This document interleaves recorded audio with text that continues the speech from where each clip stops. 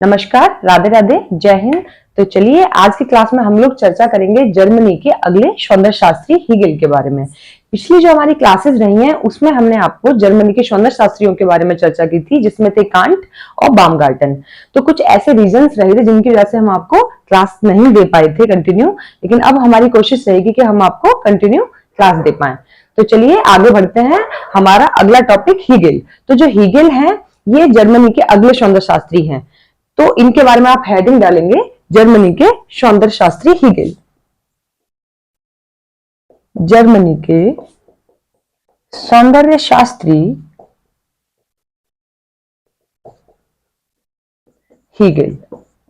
देखिए हीगेल, तो इनका टाइम पीरियड देखेंगे आप। हीगेल का टाइम पीरियड है 1770 से लेके 1831 इनका टाइम पीरियड है।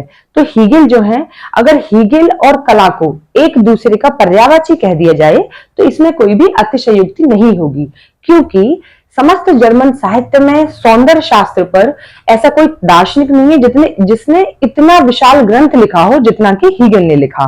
तो ये जो हीगेल हैं, इन्होंने एस्थेटिक नामक ग्रंथ की रचना की, जो कि है 3 भागों में। और हीगेल जो है यूरोप के ऐसे प्रथम सौंदर्य शास्त्री हैं जिन्होंने विश्व की समस्त कलाओं को 3 भागों में विभक्त किया है। अब वो 3 कलाएं कौन कौन सी हैं वो भी आप दिखेंगे। तो पहली कला है प्रतीकात्मक कला, नेक्स्ट है शास्त्रीय कला और लास्ट है स्वच्छंद कला। अब प्रतीकात्मक कला को क्या बोलते हैं? सिंबॉलिक भी बोलते हैं। शास्त्रीय कला को क्लासिकल बोलते हैं। स्वच्छंद कला को आप बोलेंगे इसमें रोमांटिक कला। ठीक, ये तीनों कलाएं हो गई। अब इनके अंतर्गत जो जो भी कलाएं आती हैं उनको भी आप लोग नोट करेंगे। तो सबसे पहले आप लोग नोट करेंगे इनका टाइम पीरियड हीगेल का। 1770 से लेके 1831 रहा इनका टाइम पीरियड। अब इनके बारे में नोट करेंगे कि हीगेल और कला को यदि एक दूसरे का पर्यायवाची कह दिया जाए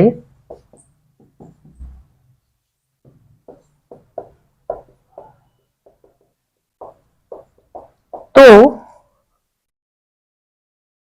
कोई अतिशयोक्ति नहीं होगी।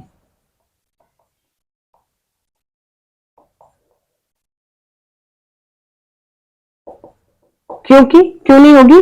क्योंकि समस्त जर्मन साहित्य में क्या है, समस्त जर्मन साहित्य में जो हीगेल हैं, इनके बारे में आप नोट करेंगे कि समस्त जर्मन साहित्य में जो हीगेल हैं, ये इन्होंने इतना विशाल ग्रंथ लिखा था जितना कि जितने भी सौंदर्य शास्त्री थे उसमें से किसी ने नहीं लिखा था जितना कि हीगेल ने लिखा था। तो आप लिखेंगे क्योंकि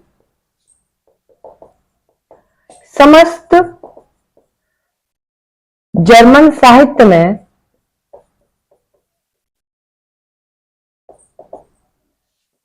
सौंदर्य शास्त्र पर किसी भी दार्शनिक ने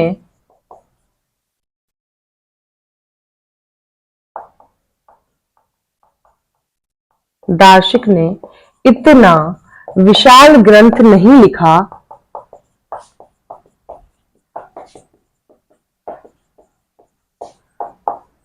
जितना कि हीगेल ने लिखा।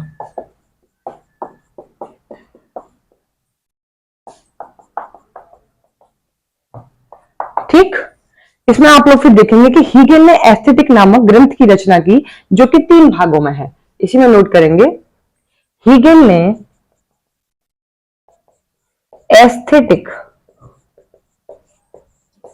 नामक ग्रंथ की रचना की, जो कि क्या है, 3 भागों में है।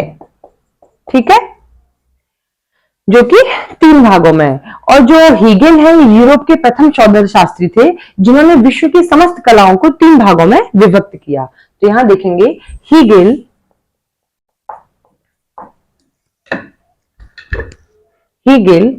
यूरोप के प्रथम सौंदर्य शास्त्री थे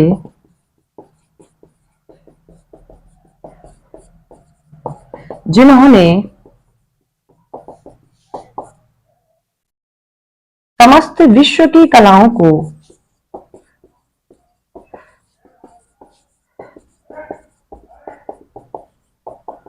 तीन भागों में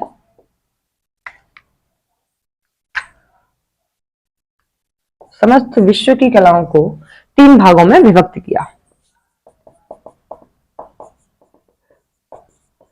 ठीक, अब आप उनको देखेंगे कौन कौन से इन्होंने तीन भागों में कलाओं को विभक्त किया। वो कौन कौन सी तीन कलाएं हैं देखिए। पहली कला आ जाएगी इसमें प्रतीकात्मक। कौन सी आएगी? प्रतीकात्मक। एंड अगली आएगी शास्त्रीय। शास्त्रीय। लास्ट आएगी स्वच्छंद। अब देखिए प्रतीकात्मक को क्या बोलते हैं? सिंबोलिक।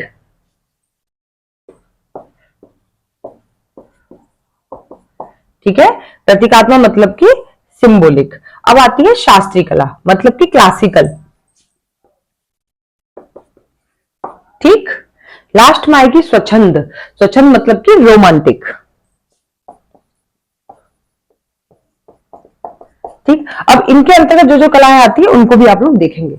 देखिए प्रतीकात्मक कला में आएगी आपकी मूर्ति कला, वास्तुकला। यहीं पर शास्त्रीय कला है, इसके अंतर्गत भी मूर्ति कला, वास्तुकला आएगी। लास्ट आती है स्वच्छंद, तो इसके अंतर्गत आएगी संगीत, काव्य, संगीत कला, काव्य कला एंड लास्ट चित्रकला। ठीक, तो इन तीनों को आप लोग नोट करेंगे।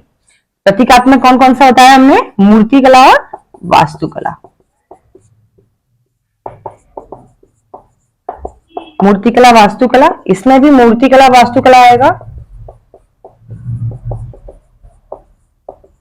एंड लास्ट है आपका स्वच्छंद, तो इसमें क्या आएगा? चित्रकला, संगीत कला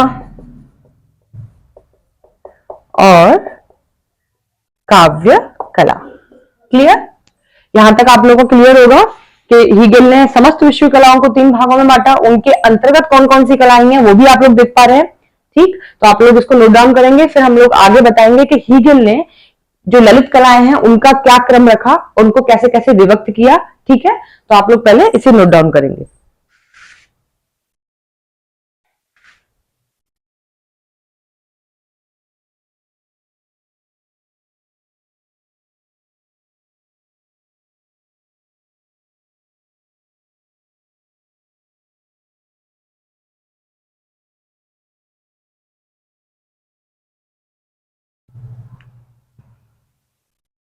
हो गया आप लोगों का नोट? आगे आप लोग नोट करेंगे। अब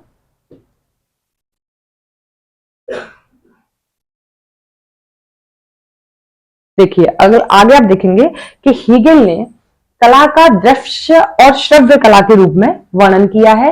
हीगेल ने कला को, ललित कलाओं को 5 वर्गों में रखा। ठीक है, तो जो ललित कलाएं हैं इनको इन्होंने जड़ और चेतन तत्वों के आधार पर इन्होंने इनको विभक्त किया। तो देखिए इन्होंने जो ललित कलाएं जो हैं, 5 जो ललित कलाएं हैं उनमें से सबसे श्रेष्ठ कला माना है इन्होंने काव्य कला को। वहीं पे सबसे जो निम्न कला जिसको माना है वो माना है वास्तुकला मतलब कि स्थापत्य कला को इन्होंने सबसे निम्न कला माना। अब आप देखेंगे इनमें इन्होंने किसको मतलब काव्य कला में किसका चेतन, किसमें चेतन है और किसमें जड़ है, किसकी अधिकता है, जड़ की चेतन की। तो आप देखेंगे कि हीगेल ने जो काव्य कला को जिसको श्रेष्ठ माना है, तो काव्य कला में जड़ मतलब कि बौद्धिक तत्वों की अधिकता है और जड़ जड़ मतलब कि सॉरी स्थूल तत्वों की जो है इसमें कमी है। किसमें? आपके पहली कला काव्य कला में स्थूल तत्वों की कमी है और बौद्धिक तत्वों की अधिकता है, जिसको हम बोलते हैं चेतन। नेक्स्ट आप देखेंगे वास्तुकला। तो वास्तुकला में क्या है? वास्तुकला को इन्होंने निम्न कला माना है। तो वास्तुकला में स्थूल तत्वों की अधिकता है और चेतन तत्वों की इसमें कमी है। ठीक है, मतलब कि बौद्धिक तत्वों की कमी है। तो आप इनको नोट करेंगे। फिर इन्होंने इन्होंने जो 5 कलाओं को जो विभक्त किया है ललित कलाओं को, उसको इन्होंने कैसे क्रम में रखा? तो सबसे पहले इन्होंने रखा आपके काव्य कला को, फिर रखा संगीत कला को एंड फिर रखा मूर्ति कला को। उसके बाद आता है मूर्ति कला के बाद चित्रकला एंड लास्ट आएगा स्थापत्य कला या वास्तुकला। तो ये इनका क्रम था, इनको भी आप लोग नोट करेंगे। ललित कलाओं को इन्होंने हिगेलियन क्लासिफिकेशन ऑफ फाइन आर्ट्स कहते हैं, उसमें क्रमानुसार वर्णन किया है। तो आप लोग इसे नोट करेंगे।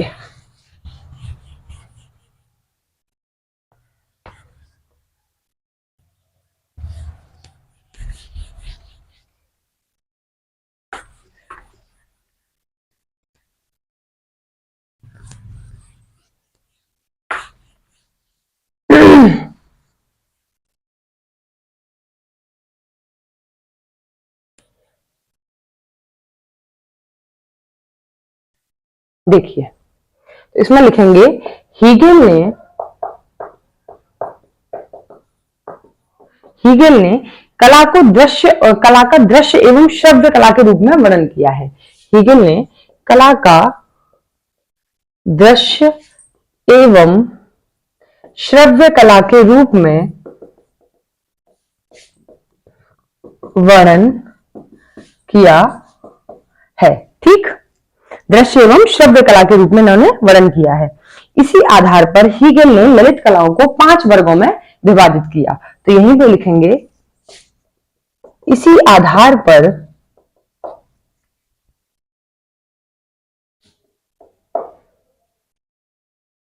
हीगेल ने ललित कलाओं को 5 वर्गों में विभक्त किया। ठीक, अब वो 5 वर्ग में व्यक्त किया। अब इन्होंने जो ललित कलाएं हैं उसमें इन्होंने ललित कलाओं में से काव्य कला को श्रेष्ठ माना और वास्तुकला को निम्न माना है। उन्हीं ललित कलाओं को इन्होंने जड़ और चेतन के आधार पर विभाजित किया है। तो यहां पे लिखेंगे, इन्होंने ललित कला को जड़ एवं चेतन के आधार पर विभक्त किया। ठीक, देखिए, जड़ मतलब कि स्थूल तत्व और चेतन का मतलब क्या है? बौद्धिक तत्व।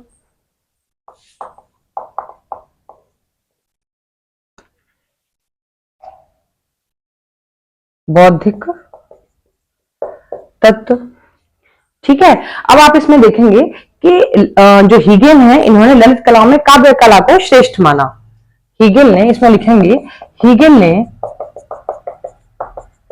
ललित कलाओं में, ये इसमें से यहां से क्वेश्चन बन जाता है कि हीगेल ने ललित कलाओं में से कौन सी कला को श्रेष्ठ माना और कौन सी कला को इन्होंने निम्न कला माना। तो देखिए, हीगेल ने ललित कलाओं में काव्य कला को श्रेष्ठ माना, ठीक, एवं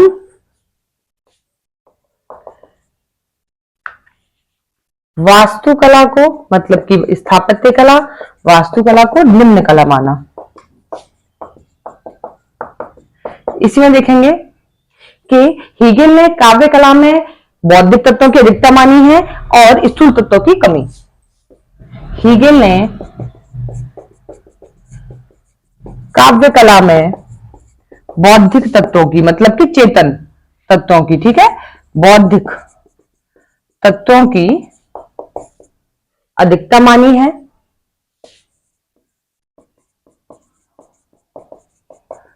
और जो स्थूल तत्व होते हैं उनकी इसमें इन्होंने कमी मानी है। किसमें? काव्य कला में। स्थूल तत्व मतलब कि जड़ तत्व, ठीक है, और स्थूल मतलब कि जड़ तत्वों की कमी मानी है। ठीक, यहीं पे आप देखेंगे कि जो हीगेल ने जो वास्तुकला है उसमें स्थूल तत्वों की अधिकता मानी है और जड़, जो चेतन तत्व हैं, बौद्धिक तत्व हैं, उनकी उन्होंने कमी मानी है। तो देखेंगे वास्तुकला में किसकी अधिकता मानी है? वास्तुकला में जड़ तत्वों की अधिकता और चेतन तत्वों की कमी। चेतन मीन्स बौद्धिक, चेतन तत्वों की कमी। यहां तक आपका क्लियर है? ठीक है, तो यहां से भी क्वेश्चन बन जाता है कि हीगेल ने किस कला में, ललित कलाओं में से ऐसी कौन सी कला है जिसमें जड़ तत्वों की अधिकता मानी है और चेतन तत्वों की कमी मानी है? तो आप क्या बताएंगे? वास्तुकला, या इसको बोलते हैं हम स्थापत्य कला भी। यहीं पर दूसरा क्वेश्चन बन जाता है कि वो हीगेल ने ललित कलाओं में वो कौन सी कला है जिसमें उन्होंने चेतन तत्वों की अधिकता मानी है और स्थूल तत्वों की कमी मानी है? तो आप क्या बताएंगे? काव्य कला। यहां से अगले एक और क्वेश्चन बनता है कि हीगेल ने जो ललित कलाओं का विभाजन किया है उनमें से सबसे श्रेष्ठ कला किसको माना है? तो ललित कलाएं 5 हैं, वो हम आपको भी बताएंगे क्रम के अनुसार, ठीक है। तो उन 5 कलाओं में काव्य कला को उन्होंने श्रेष्ठ माना है और निम्न कला माना है उन्होंने वास्तुकला मीन्स के स्थापत्य कला को। अब देखिए आप इसमें देखेंगे कि हीगेल ने ललित कला को 5 वर्गों में विभाजित किया, जिसे कला जगत में हिगेलियन क्लासिफिकेशन ऑफ फाइन आर्ट कहते हैं, ठीक है। यहीं पे आप लोग नोट करेंगे।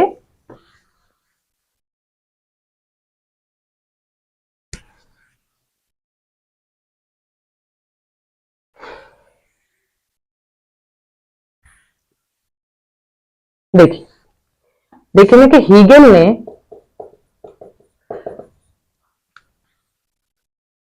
ललित कला को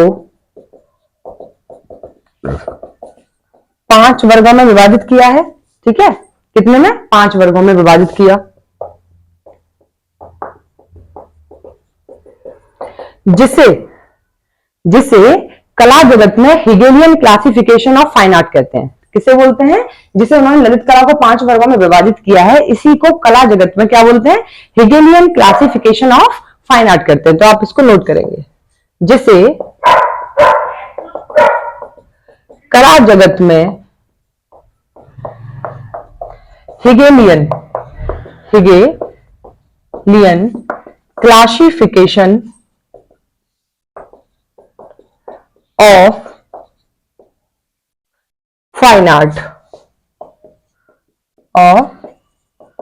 फाइन आर्ट कहते हैं। यहां तक क्लियर है? अब आप इसमें देखेंगे 5 कलाओं को क्रम से कैसे बांटा हीगेल ने, उनको देखेंगे आप लोग।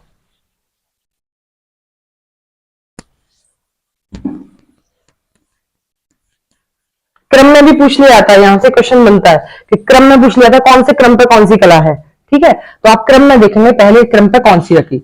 सबसे पहली रखी हीगेल ने काव्य कला, दूसरी रखी उन्होंने संगीत कला, तीसरी रखी चित्रकला, ठीक है, और चौथी रखी उन्होंने मूर्ति कला।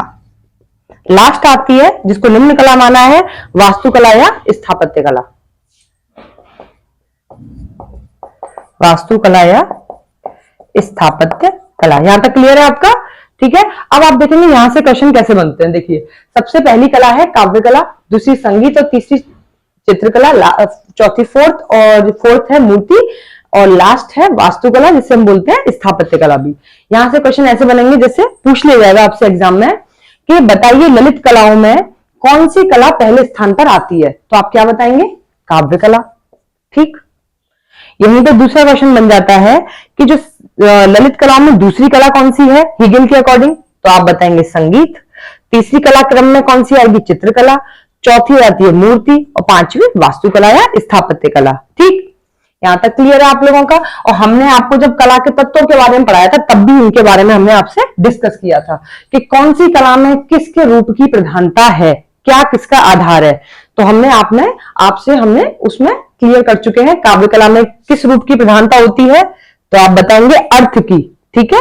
काव्य कला में शब्द की और अर्थ की प्रधानता होती है। और यहीं पर संगीत कला में हमने आपको बताया था नाद और ताल की प्रधानता होती है। चित्रकला में किसकी प्रधानता होती है? रंग और ब्रश की, ठीक है। यहीं पे मूर्ति कला आती है। सब में आपको ऐसे ही सबका बताना है कि किसमें किसकी प्रधानता होती है, ठीक है। और ये वास्तुकला बची और ये स्थापत्य कला, इन सब में आप बताएंगे कि किस किसकी इसमें प्रधानता है। रूप की प्रधानता, ये रूप प्रधान कलाएं हैं। मैंने आपको भी आधार बताए थे वो पहले। अगर रूप प्रधान कलाएं पूछी जाएंगी तो रूप प्रधान कलाएं चित्रकला आ जाएगी, मूर्ति कला आ जाएगी, और ये भी जो वास्तुकला स्थापत्य कला है ये भी रूप प्रधान है।